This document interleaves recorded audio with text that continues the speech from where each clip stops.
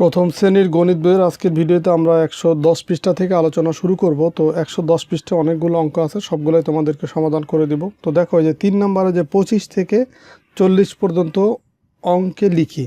তো এখানে এই টাইপের আরও যে প্রশ্নগুলো আছে সবগুলোই তোমাদেরকে আমি খাতায় সমাধান করে দেখাচ্ছি। দেখো 3 নম্বর প্রশ্ন তাহলে কী ছিল, যে 25 থেকে 40 পর্যন্ত সংখ্যাগুলো অঙ্কে লিখি।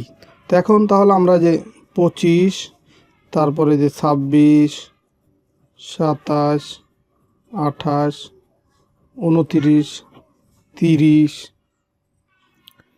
30-এর পরে কত 31, 32, তারপর 33, 34, 35, 36, 37, 38, 39, 40। তাহলে আমরা এই 25 থেকে 40 পর্যন্ত অঙ্কে লিখে ফেললাম। এরপরে দেখো 4 নম্বর যে প্রশ্নটা, 4 নম্বরে দেওয়া ছিল কি, যে 42 থেকে 65 পর্যন্ত সংখ্যাগুলো গণনা করি ও অঙ্কে লিখি। তো অঙ্কে লিখতে গেলে তো আমাদের গণনা করা হয়েই যাচ্ছে, তারপরেও আমরা এই দেখো লিখতে হবে। মেন কথা হলো আমাকে এই 42 থেকে 65 পর্যন্ত লিখতে হবে। তো লিখি যে 42, 43, 44, 45। দেখো একটা জিনিস খেয়াল করো, 4-এর পরে 2 হচ্ছে 3, 4, 5 এক করে বাড়তেছে।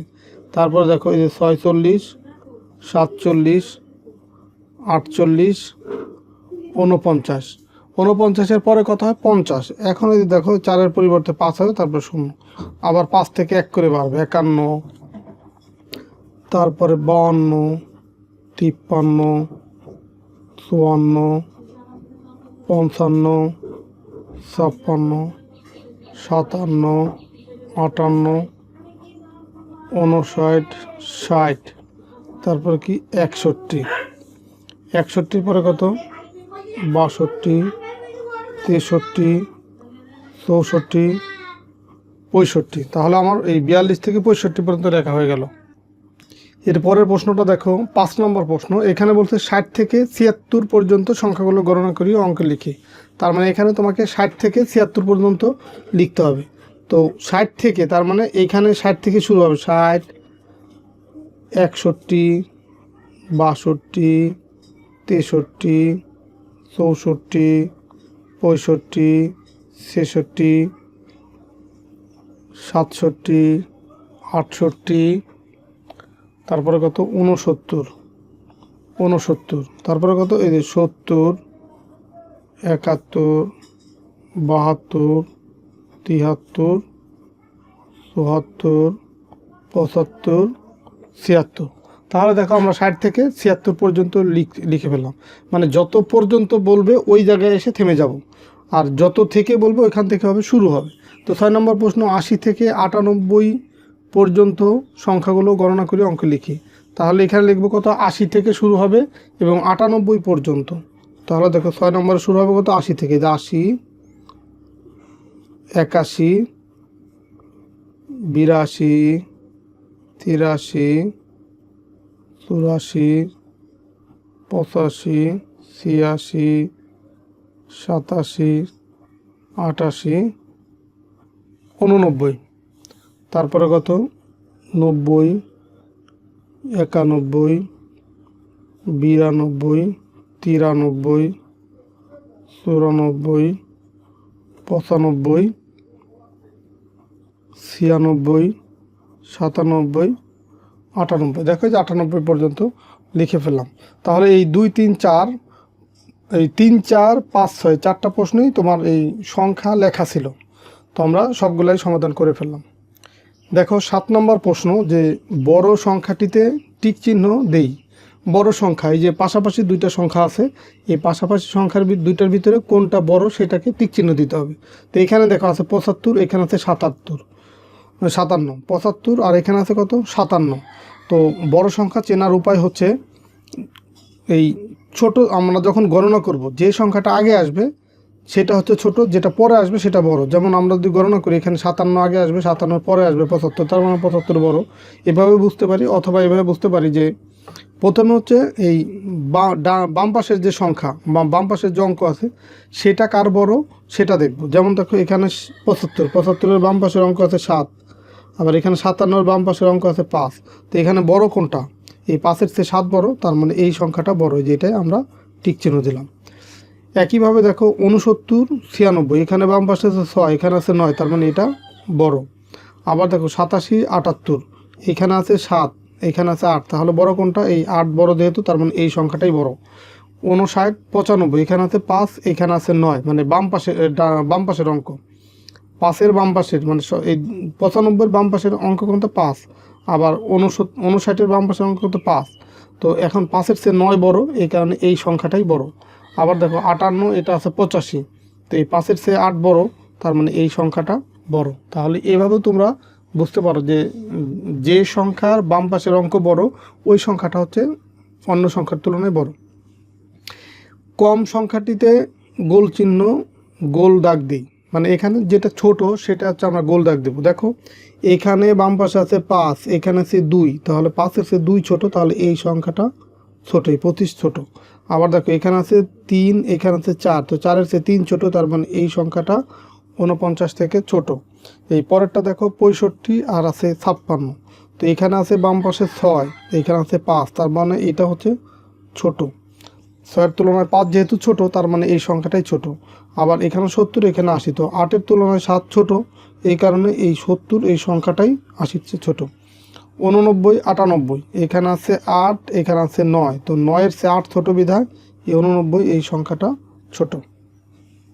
এরপরে দেখো 9 নম্বর প্রশ্ন, যে ঘরের সংখ্যাগুলো বেশি থেকে কম, এটা মানে এটা বুঝতে হবে, বেশি থেকে কম ক্রমে সাজানো, তাতে টিক চিহ্ন দেয়। এখন এখানে 4টা বক্স আছে, প্রত্যেকটা বক্সের ভিতরে 5টা করে সংখ্যা আছে। তো এখন বলছি যে বেশি থেকে কম ক্রমে সাজানো যেটা, সেটা টিক চিহ্ন দিতে হবে। এখানে দেখো 35, তারপর আছে কত? 48, 35-এর চেয়ে 48 বড়, তার মানে এটা হবে না।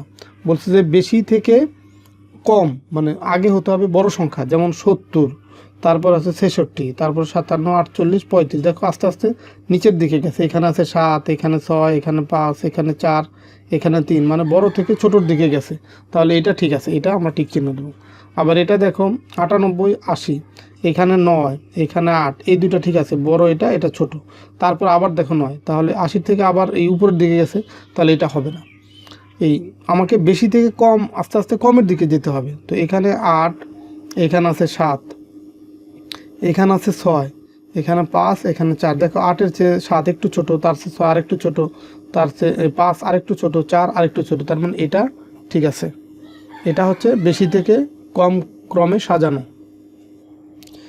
এরপরে দেখো 10 নম্বর যে প্রশ্ন, যে সংখ্যাগুলো কম থেকে বেশি ক্রমে সাজিয়ে লিখি। মানে কম থেকে বেশি মানে আগে ছোট, কম মানে হচ্ছে ছোট, বেশি মানে হচ্ছে বড়, মানে ছোট সংখ্যাটা আগে লিখবো, তারপরে বড়টা লিখবো।